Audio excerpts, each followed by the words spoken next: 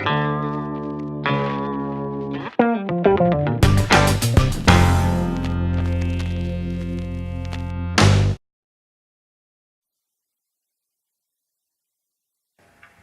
what are GMOs? The answer, GMOs are genetically modified organisms. Organisms whose genetic makeup has been changed for a specific purpose. The majority of all the food we buy and eat every day are actually genetically modified, including 94% of all soy, 90% of all canola products, and 88% of all corn commercialized in the United States. As you can see, this is a lot of the market. And of course, there's a reason GMOs are used so often in producing crops. They provide a lot of benefits.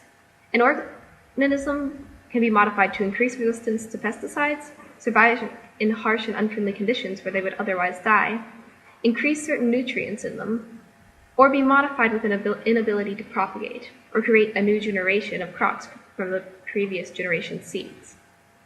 So how did it start? GMOs don't seem like too bad of an idea, right? The idea had good intentions with many benefits. Genetic modification began in the 1980s and developed throughout the 1990s and 2000s.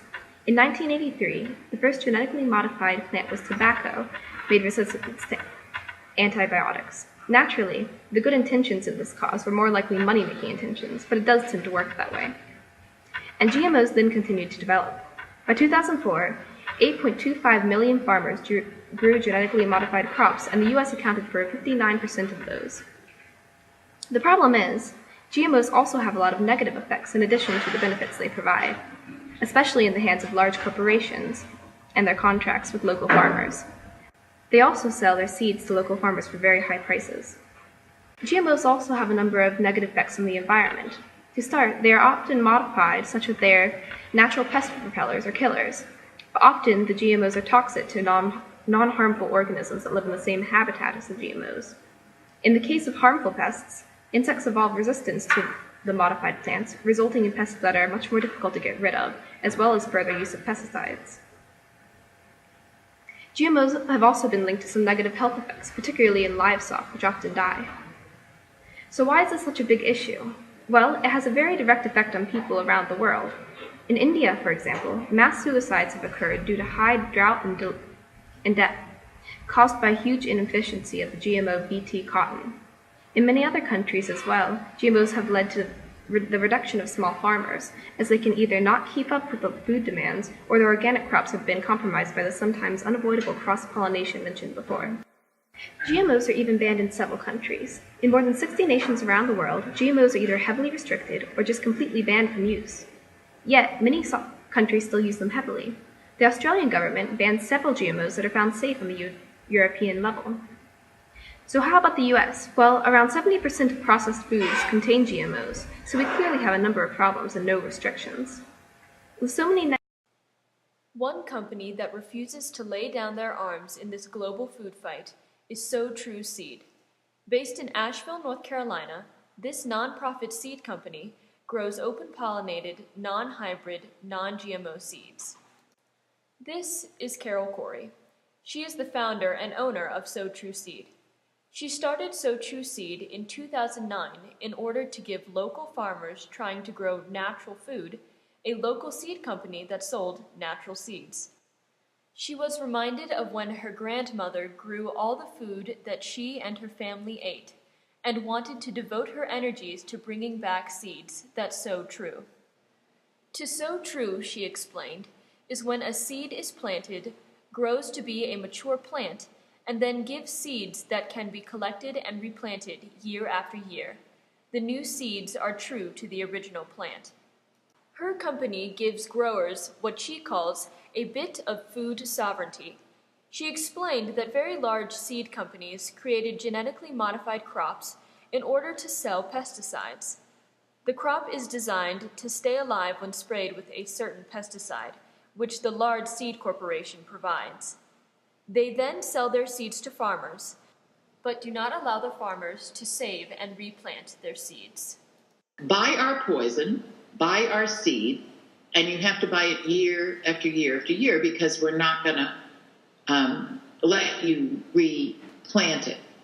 So True Seed, however, sells seeds and allows and encourages growers to collect the seeds every year. Another reason why So True Seed was started was to counter the wave of shrinking biodiversity. Without biodiversity, we become dependent on a few plants for our source of food. Then, when a disease comes by and infects one or two varieties of crop, we are left with no alternatives. If you have monoculture, year after year after year after year, and drive through Iowa someday if you want to see it, then eventually Mother Nature will step in and mess with you. So True Seed sells many varieties of seeds, but doesn't necessarily grow them all. In fact, over half of the company's seeds come from other parts of the U.S. So True Seed grows varieties that are very local to Appalachia because of two major factors: expense and climate. Because of the huge sample size required to collect enough seeds to sell, it is extremely expensive to grow all their seeds. As for the climate, North Carolina springs are simply too wet. She explained that in order for many plants to produce seeds that we humans could use, they need a dry climate during the spring. So True Seed contracts with regional farmers to supply them with seeds they cannot grow. She let us know that genetically modified plants are not yet found in the fruits and vegetables found in the produce section of the grocery store. GMOs are currently found in grains, like corn and soy. She explained that GMO crops were the realm of large seed companies who exclusively sell to farmers. Small seed companies, where most gardeners and market growers buy seed, do not sell GMOs because they don't sell commercial grains. As such, one is probably not in danger of buying any genetically modified seed or eating a genetically modified onion. Yet.